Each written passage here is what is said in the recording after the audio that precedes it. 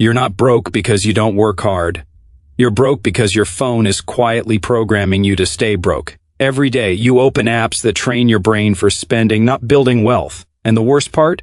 You think it's normal. What if I told you, you don't need more money to start building wealth. You need different apps.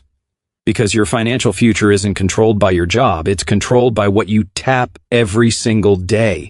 In this video, I'm going to show you the only 3 types of apps that actually change your financial life. Not hype, not crypto gambling, not side hustle traps, but apps that quietly reshape how you think about money, how you track money, and how you grow money, and by the end, you might realize something uncomfortable: you've been using your phone to stay poor without even knowing it.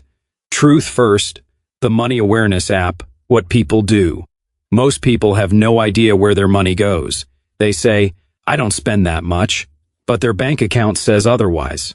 Why this is called financial blindness.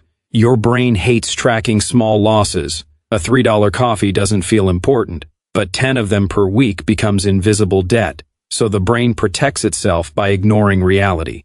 Mini story: meet Jake, 27, works full-time, feels broke every month. He thinks, I don't earn enough, but he never checks his spending. Food delivery, random subscriptions, small impulse buys, nothing big but constant. By the end of the month, $400 to $800 disappears. No savings, no investing, constant stress, not because he's irresponsible, but because he's unaware. You need a money awareness app like Mint-style trackers, budgeting apps, expense categorization tools. The goal is not control, it's visibility, because you cannot fix what you refuse to see. But here's where it gets worse. Even if you track your money, you might still be training yourself to stay broke. Truth second, the spending friction app. What people do: most apps today are designed to make spending easy. One tap, one click, one purchase, no resistance, no delay, no thought. Why? This is dopamine automation. Your brain gets rewarded instantly for spending. No waiting, no pain, no consequence.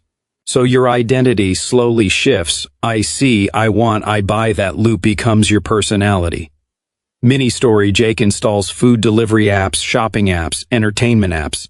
At first, convenience, later, habit, then identity. He stops asking, do I need this? And starts thinking, I deserve this.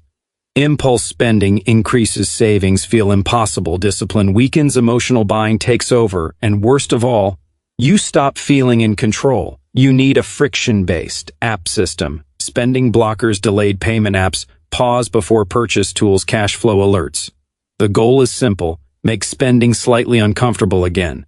Because wealth begins where impulse ends. But even if you fix spending, there's still one trap that keeps people stuck forever. True third, the wealth growth app. What people do: most people think saving equal to wealth. So they save, but never grow. Money sits still, and inflation eats it quietly. Why? The brain prefers safety over growth.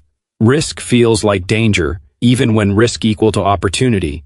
So people choose safe but stagnant over uncertain but growing. Mini story: Jake finally starts saving. He feels responsible. But months later, nothing changes. He realizes, I'm doing everything right, but still not moving forward. That's the illusion of safety. Savings lose value over time. Missed investment opportunities. Financial frustration, feeling stuck in life. You need a wealth growth app such as investing platforms, stock tracking apps, index fund tools, portfolio builders, not to gamble, but to participate in growth. Even small amounts change identity. But here's the truth nobody tells you. Apps don't make you rich. They reveal who you already are. Jake didn't change his life by earning more. He changed it by changing what lived on his phone. Because every app is a behavior trainer. Some apps train you to consume, others train you to build.